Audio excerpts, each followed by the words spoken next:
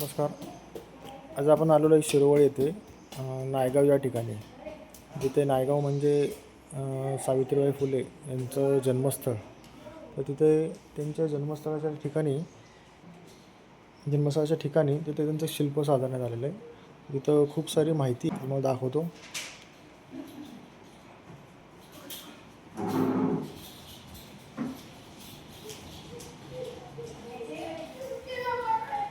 ह्या ज्योतिराव आणि सावित्रीबाई यांचा विवाह सन 1840 साली झाला.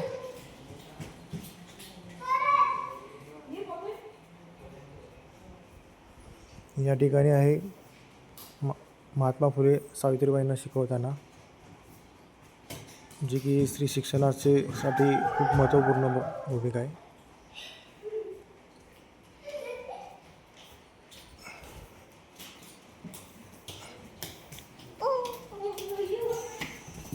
सावित्रीबाईंना शाळेत जाताना त्रास देणारे समाजकंटक, जे की शिक्षण देण्यासाठी शाळेत जात असताना काही समाजकंटकांनी त्यांना खूप त्रास दिला होता. अंगावर चिखल फेकला होता त्यांच्या अंगावरती.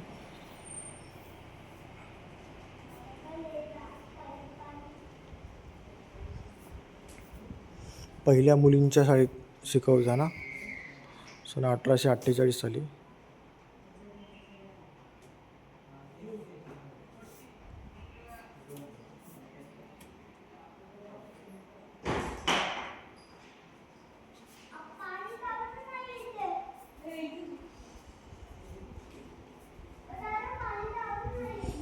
बालहत्या प्रतिबंधक गृह, देशातील पहिला अनाथ आश्रम. उच्चवर्गीय समाजातील स्त्रियांना पुनर्विवाह करण्याची परवानगी नव्हती. त्या फसवणुकीमुळे गरोदर राहिल्यास नवजात बालकांची हत्या करीत किंवा आत्महत्या करीत. त्यांना बाळंतपणाची व संगोपनाची व्यवस्था सावित्रीबाईंनी स्वतःच्या घरात उपलब्ध करून दिली.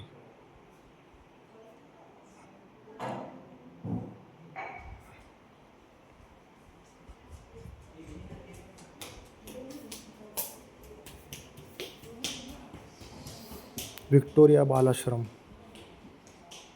दुष्काळामध्ये निराधार बालकांसाठी बालाश्रम चालविताना.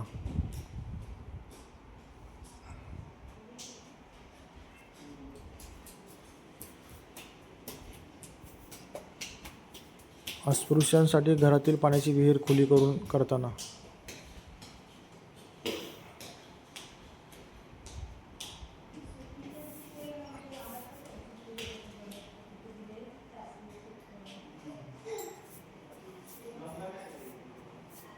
नाभिकांचा संप. सन 1890 साली ब्राह्मण विधवांना पती निधनानंतर सती जावे लागे. त्यांचे केशवापन सक्तीने केले जायचे. त्यावेळी सावित्रीबाई, ज्योतिरावांनी व नारायण मेकाजी लोखंडे यांनी मुंबईत या कुप्रथेविरुद्ध नाभिक समाजात जागृत केले होते. त्यांना संघटित करून या प्रथेविरुद्ध त्यांनी नाभिकांचा संप घडवून आणला होता.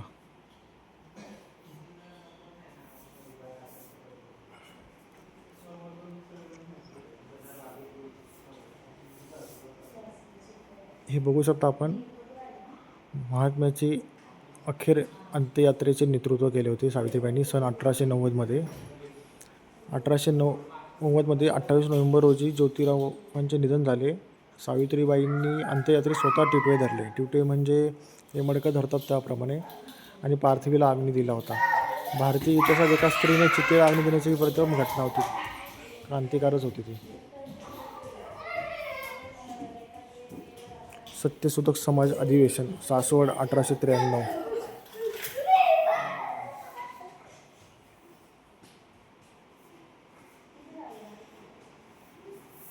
या अधिवेशनात सावित्रीबाई फुलेंनी अध्यक्षीय भाषण केले होते. त्यावेळी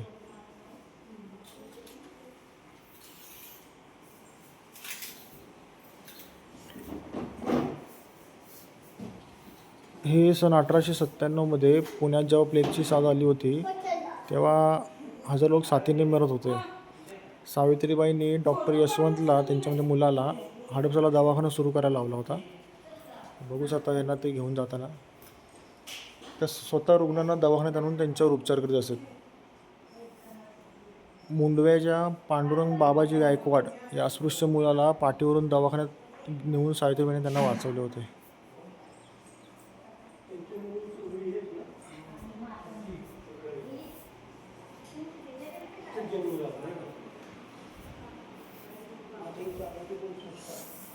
राष्ट्रीय एकात्म्यासाठी समर्पित.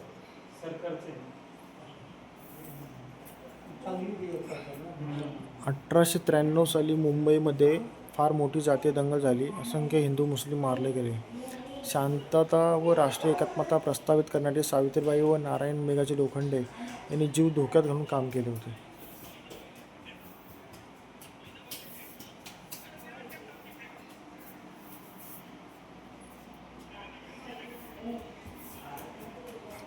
तर अशा प्रकारे हे आहे शिल्प साकारलेलं आहे इथं नायगाव या ठिकाणी शिरवळ गावामध्ये. शिरवळपासून एक 3 किलोमीटरवरती आहे. त्यांचं आज हे पण आहे या साईडला जन्मस्थळाचं, पण आज सोमवार असल्यामुळे ते बंद आहे, नाही तर ते पण आपल्याला बघायला भेटलं असतं. तर अशा ठिकाणी तुम्ही आवर्जून या बघायला. खूप चांगली इतिहासाबद्दल माहिती आहे आपल्या लहान मुलांना दाखवण्यासाठी. आज आम्ही आमची फॅमिली घेऊन आलो होतो. वाईला चाललो होतो, पण बोललो चला जाता जाता एकदा बघून जाऊया.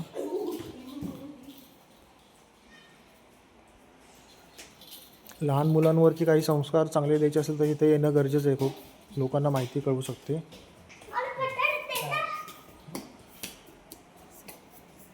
समर्थ मस्त होतं ना.